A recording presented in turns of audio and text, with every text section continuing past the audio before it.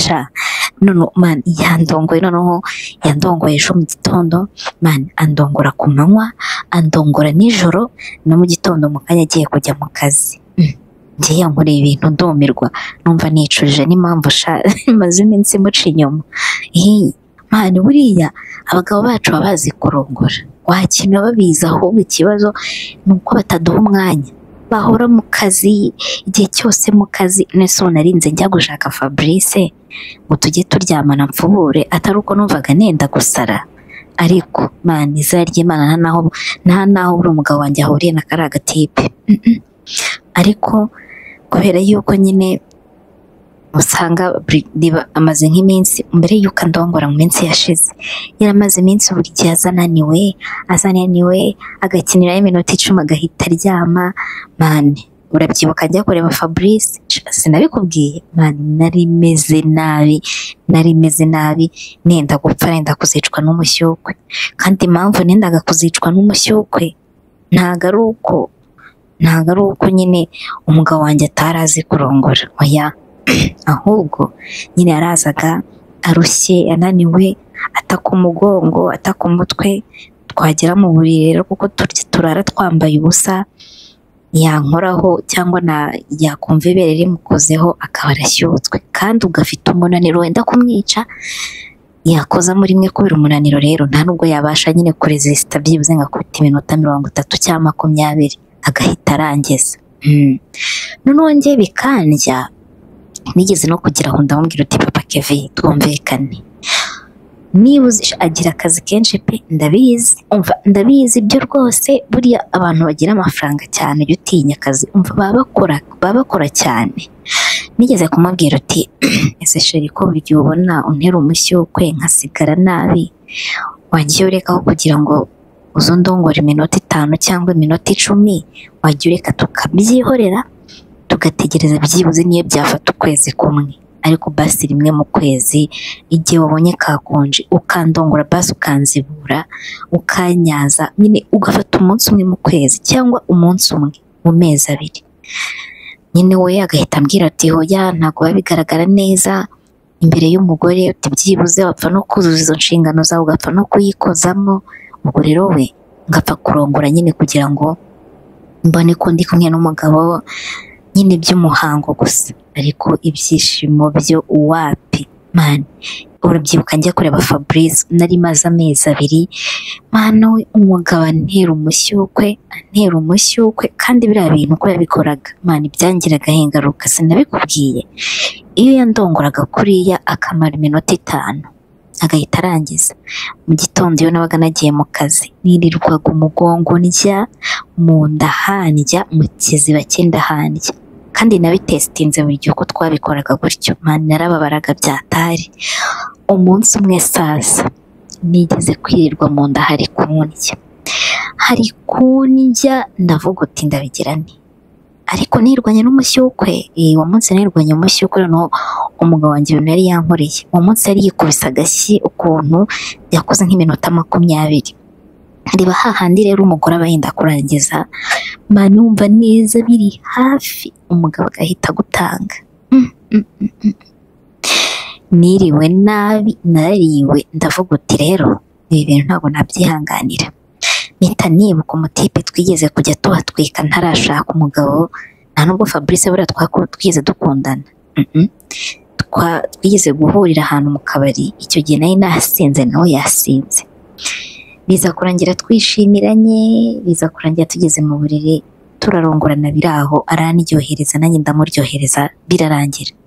Icyo gihe ndabyibuka narakundanaga n'ubundi na papa Kevin, ariko icyo gihe papa Kevin yari yaragiye hanze, nyine tutaranakundana cyane biri deep, tutarapanga ibyo kubana, nyine by'abasheri biraho bitaragera kure man. Icyo gihe Fabrice yaranyemeje, arandongora, aranyemeza, ndavuga uti sha abahungu bananutse cyokoze koko man, baba bafite ibyo bananukanye.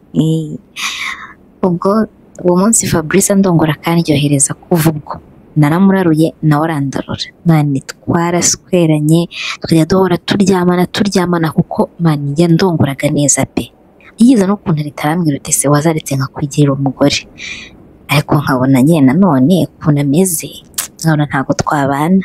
Kera kabaye rero nibwo papa Kevin yaje kongera kuva hanze aza noneho afite gahunda, nta n'umwaka washize twahise tubana. Ubwo rero ejo bundi umushyuko unyiyishe numva nenda gupfa, ndi kuribwa mu nda, ndi kuribwa umugongo, numva stress zenda kunyica. Naravuze uti rero ibi ngibi ni ukwiyibagirwa no kutiyitaho, kandi umugabo we nta kibazo afite, reka nshake nimero za Fabrice. Nagiye muri fone ndazihiga ndazibura, kumbe nibuka ko nigeze kuzisiba nkanamubloka. Ubwo nari mfashe umwanzuro ngiye kubana na papa Kevin. Naravuze uti uyu muhungu rero burya arongora arusha umugabo wanjye, yazanangusha, reka mwikureho kuko n'ubundi simukunda. Nkunda igitsina cye ariko ntago mukunda. Nuko Fabrice naje kumwikuraho. Mana uburyo arongora ni ukuri kw'Imana yakurarura nta nubwo yatuma wubaka. Kweki ntananirwa, umuginga aragukoma. Mana ntajya ananirwa, niba ari uko ananutse simbizi. Noneho Mana arayikuzinga yose ikakwinjiramo, nagiye n'akantu na gato gasigara.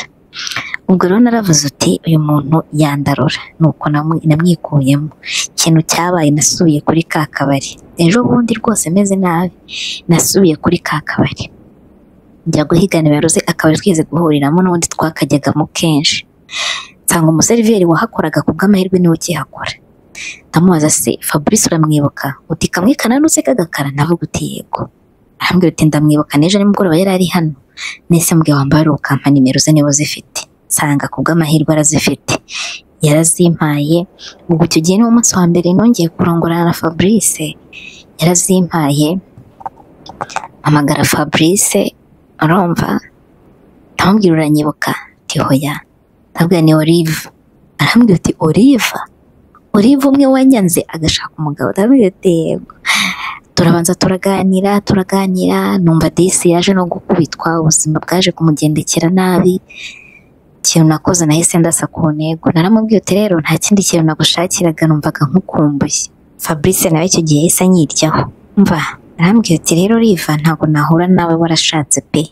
Mba numva rwose ko aba ari ukwisebya kujya kurongora umugore w'abandi washatse.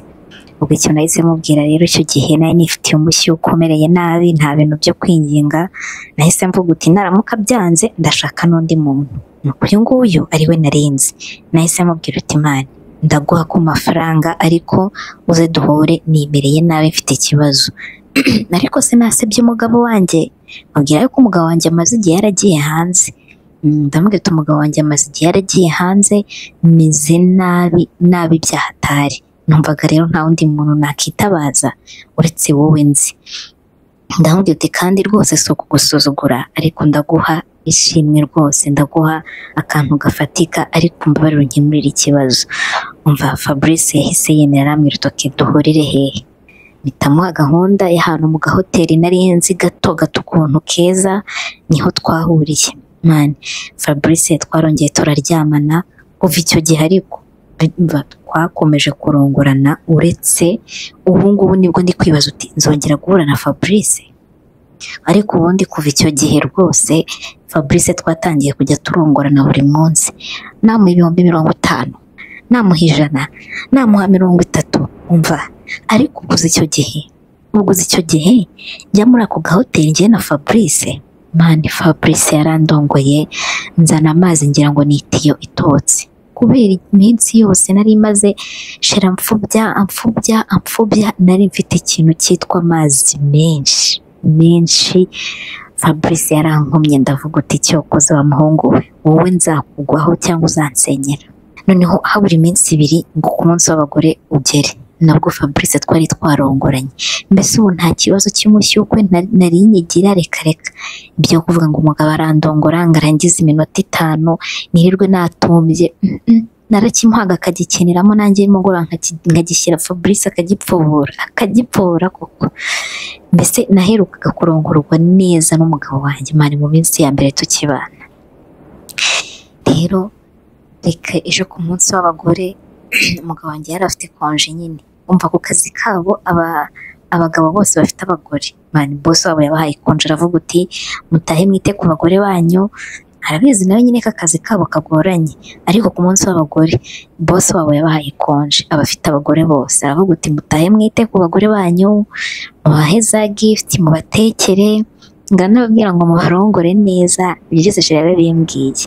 Ubwo boss wabo rero yabahaye konje ejo ku munsi w'abagore. Mani Kre, ninkubwira ngo ejo papa Kevin yarantunguye mani, numva burya bwose nubwo yigira kuriya nta n'ahantu buriya Fabrice ahuriye nawe mani, arandongora mve ngo twararyamanye akubita isaha imwe n'iminota 25.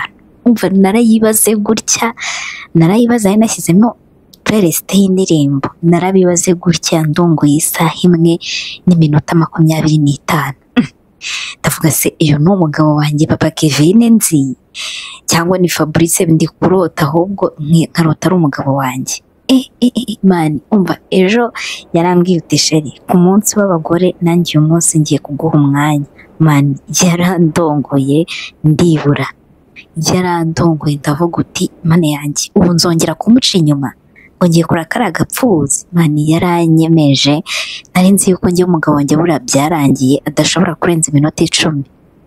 Reka njyewe nari nzi yuko buriya byarangiye adashobora kurenza iminota 10, ariko mani ejo yarambwiye uti sheri uyu munsi ni umunsi w'abagore, sindi ujya mu kazi, nta kindi kintu ndi bukore, wowe unyegereza icyo kintu gusa nkwereke icyo gikorera. Mani yaragitatamuye sha none man yandongoye, noneho yandongoye ejo mu gitondo, man andongora ku manywa, andongora nijoro, no mu gitondo mu kanya agiye kujya mu kazi. Ngiye yankoreye ibintu ndumirwa, numva nicurije n'impamvu sha maze iminsi muca inyuma.